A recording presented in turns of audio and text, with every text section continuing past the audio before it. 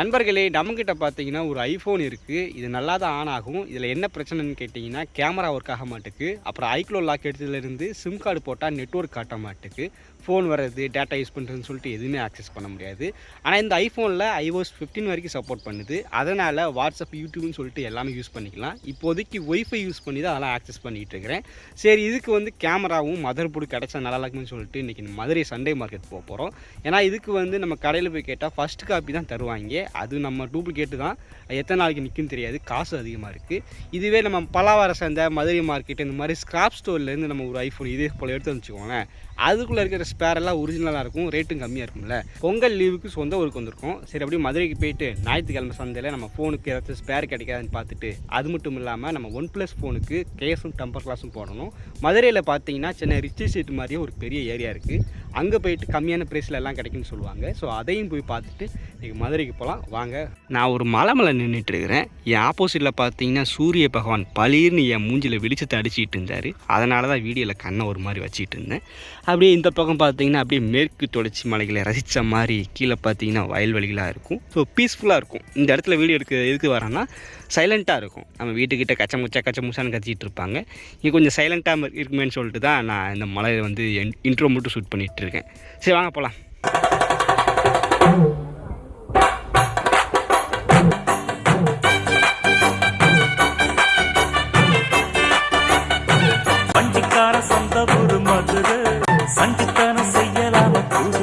நம்ம மதுரை ஞாயிற்றுக்கிழமை சந்தைக்கு எப்படி போகிறது அப்படின்னு கேட்டிங்கன்னா, நீங்கள் எந்த ஊரில் இருந்தாலும் சரி, நம்ம மதுரை ஜங்ஷன் இருக்குல்ல, அதோட மெயின் என்ட்ரன்ஸில் இருந்து லெஃப்ட் எடுத்து அப்படி நடந்து போய்கிட்டே இருந்தீங்கன்னா, இந்த மாதிரி மீனாட்சி பஜார்னு சொல்லிட்டு ஒரு போர்டு வச்சுருப்பாங்க.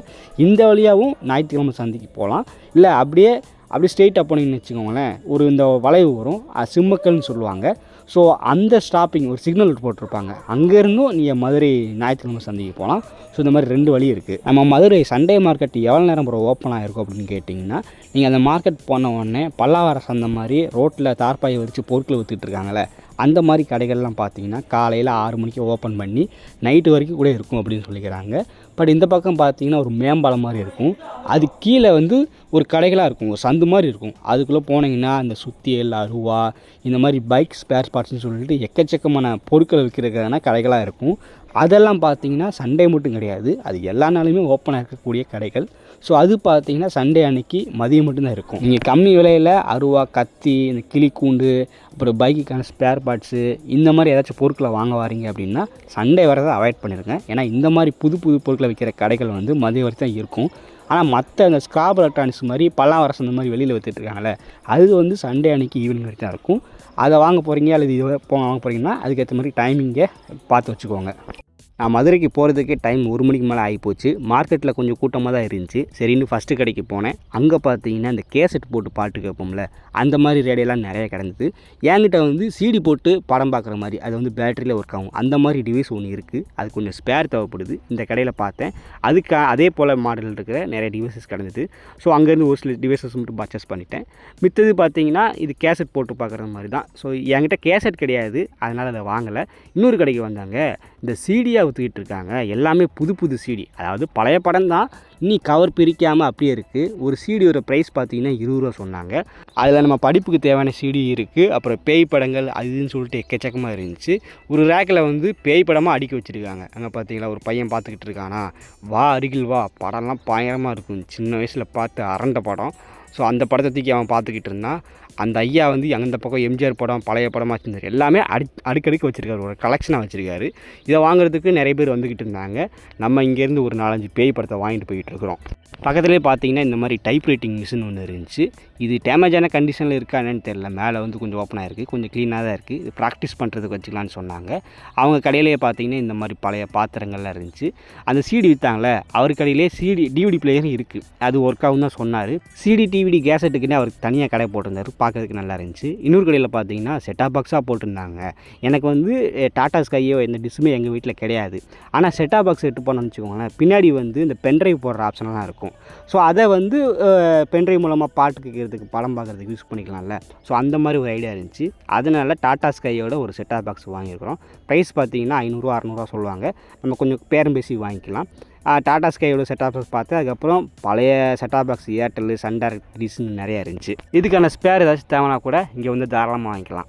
அதுக்கப்புறம் ஒரு கடையில் பார்த்தீங்கன்னா இந்த மாதிரி பேட்டரியாக குமிச்சு போட்டிருந்தாங்க. எதுவுமே ஊதி போன மாதிரியோ ரொம்ப டேமேஜ் ஆன மாதிரியோ தெரில. கொஞ்சம் ஸ்க்ராட்ச் ஆகிருக்கு. இந்த மாதிரி கும்பலாக போட்டதுனால ஸ்க்ராட்ச் ஆகிருக்கும் போல். இதில் நோக்கியா பேட்டரிலாம் 10 ரூபா. இந்த டச் பேட்டரி அந்த சைஸுக்கு ஏற்ற மாதிரி ப்ரைஸ் சொல்கிறாங்க. 10 ரூபா, 20 ரூபா, 30 ரூபா இவ்வளோ தான் இது ப்ரைஸு. நம்ம வந்து நோக்கியா பேட்டரி நிறைய தேவைப்பட்டுச்சு. பல்லாவர சந்தையில் 50 ரூபா, 60 ரூபான்னு சொல்லுவாங்க. இங்கே கம்மியாக கிடைக்குன்னு சொல்லிட்டு ஒரு கலெக்ஷன் ஆஃப் நோக்கியா பேட்டரி எடுத்தேன். அதே கடையில் பார்த்தீங்கன்னா இந்த மாதிரி சார்ஜிங் வயரு அது இதுன்னு குமிச்சு போட்டிருந்தாங்க. இதெல்லாம் பார்க்குறதுக்கு என்னடா குப்பையாக இருக்குன்னு தான் யோசிக்க தோணும், சில பேர் சொல்லுவாங்க.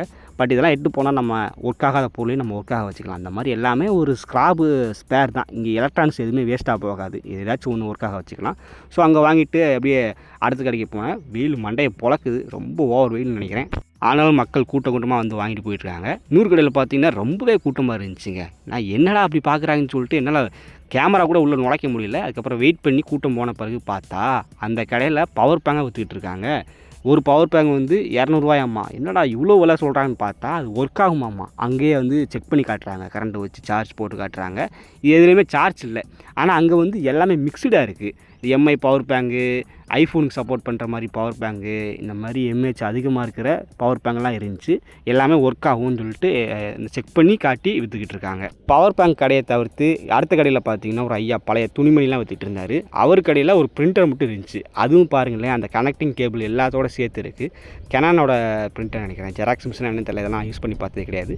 நல்லா இருந்துன்னு சொல்லி வீடியோ ஷூட் பண்ணிட்டேன்.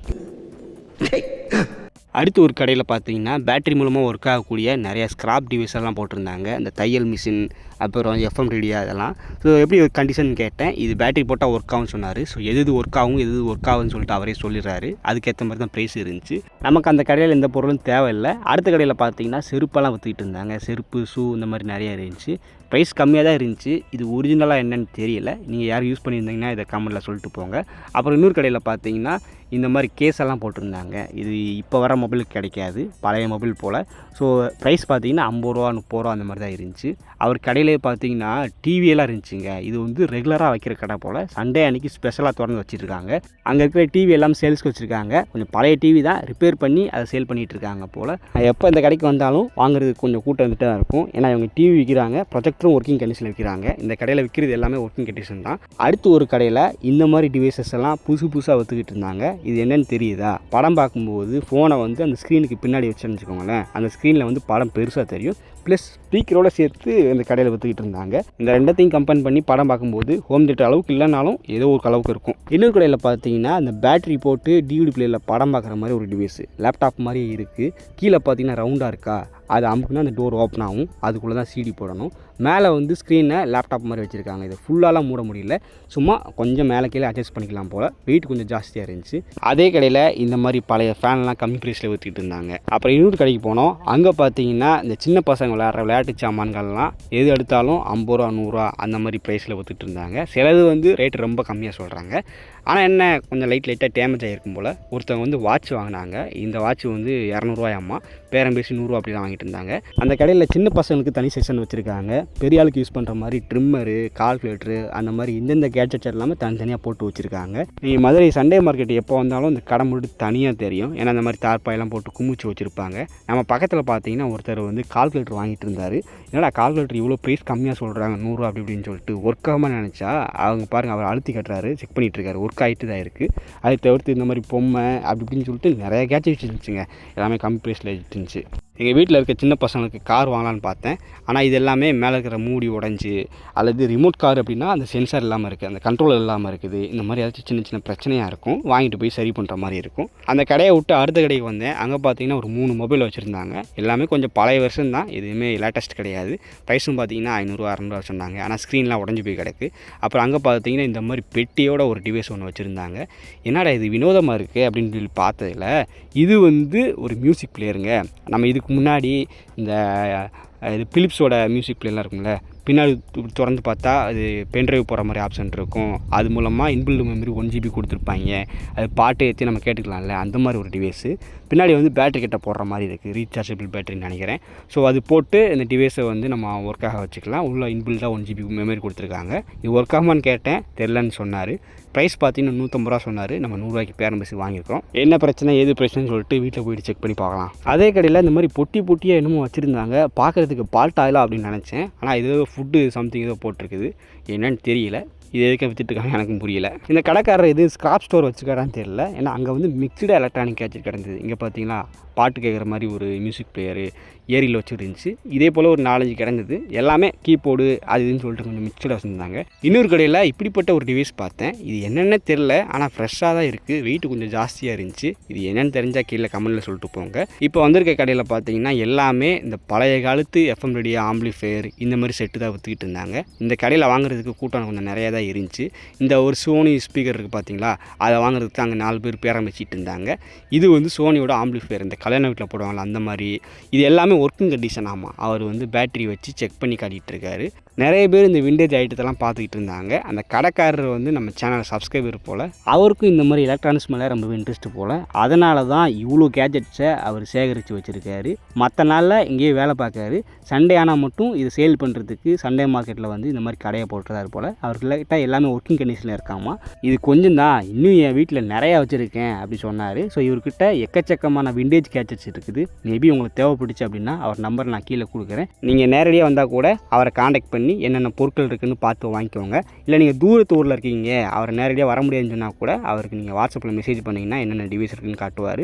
என்னென்ன பொருட்கள் வேணுமோ கொரியர் பண்ணி விட்டுறதான்னு சொன்னார். விண்டேஜ் கேஜெட்ஸ் ஒர்க்கிங் கண்டிஷனில் வேணும் அப்படிங்கிறவங்க இவரை காண்டாக்ட் பண்ணிக்கோங்க. அடுத்து ஒரு கடையில் பார்த்தீங்கன்னா இந்த மாதிரி பொருட்கள்லாம் விற்றுக்கிட்டு இருந்தாங்க. இந்த காரில் மாட்டுவோம்ல சார்ஜிங் டெக்கு, அப்புறம் ஹெட்ஃபோனுன்னு சொல்லிட்டு எல்லாமே அட்டையோடு தான் இருந்துச்சு. பட் அட்டை கொஞ்சம் நசுங்கி போயிருக்கு.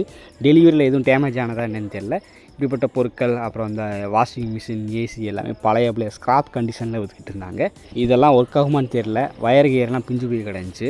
அடுத்து ஒரு செம்பு பாத்திரங்கள் விற்கிற கடையில் பார்த்தீங்கன்னா இந்த மாதிரி போட்டு ஹெட்செட்டு, அப்புறம் லிமிட்டடான ஒரு சில எலக்ட்ரானிக் கேட்ஜெட் மட்டும் வச்சுருந்தாரு. அதை வாங்குறதுக்கும் எல்லோரும் கூட்டமாக நின்னாங்க. ஆளுக்கு ஒரு கேட்ஜெட்டை புக் பண்ணிட்டாங்க. நான் பார்க்கும்போது எதுவுமே சேலுக்கு அவைலபிள் இல்லை. மார்க்கெட்டில் பர்ச்சேஸ் முடிச்சுட்டு அப்படியே இந்த பக்கம் மெயின் என்ட்ரன்ஸுக்கு வந்தோம்னா மீனாட்சி பசார்னு சொல்லிட்டு ஒரு ஏரியா இருக்கும். அது உள்ள பார்த்தீங்கன்னா சென்னையில் ரிச்சி சிட்டி எப்படி இருக்குது அது போல் குட்டி குட்டி கடைகளாக இருக்கும். நம்ம OnePlus ஃபோனுக்கு டெம்பர் கிளாஸ் ஓட்டணும், அப்புறம் கேஸ் போடணும். ஸோ இங்கே கம்மி ப்ரைஸில் கிடைக்குன்னு சொல்லியிருந்தாங்க. அதனால் நிறைய கடைகள் இருந்துச்சு. ஒன்று விசாரிச்சுட்டு இருந்தேன். அப்படி பார்க்கும்போது ஒரு கடையில் 100 ரூபாய்க்கு டெம்பர் கிளாஸும் 100 ரூபாய்க்கு கேஸும் போட்டேன். ரெண்டுமே நல்லா தான் இருந்துச்சு, நல்ல குவாலிட்டியாகவும் இருந்துச்சு. அதனால் அங்கே போட்டு அப்புறம் இடத்த காலி பண்ணிட்டேன். அங்கே வீடியோ எடுக்கலாமான்னு எனக்கு தெரியல. அதனால தான் நான் ஃபுல்லாக கவர் பண்ணல அந்த கடைகளை. ஜஸ்ட் இது மட்டும் ஆட் பண்ணேன். அப்புறம் நம்ம தேடி போனால் நம்ம iPhone 6s ப்ளஸோட ஸ்பேர் பார்ட்ஸ் எதுவுமே கிடைக்கல. நம்ம கொஞ்சம் லேட்டாக போனதுனால என்னவோ தெரியல, ஐஃபோன் சம்மந்தப்பட்ட எதுவும் நம்ம அங்கே பார்க்க முடியல. ஸோ அவ்வளோதான், நம்ம கேஸ் போட்டு ஒரு சில பொருட்களை மட்டும் வாங்கிட்டு வந்தாச்சு.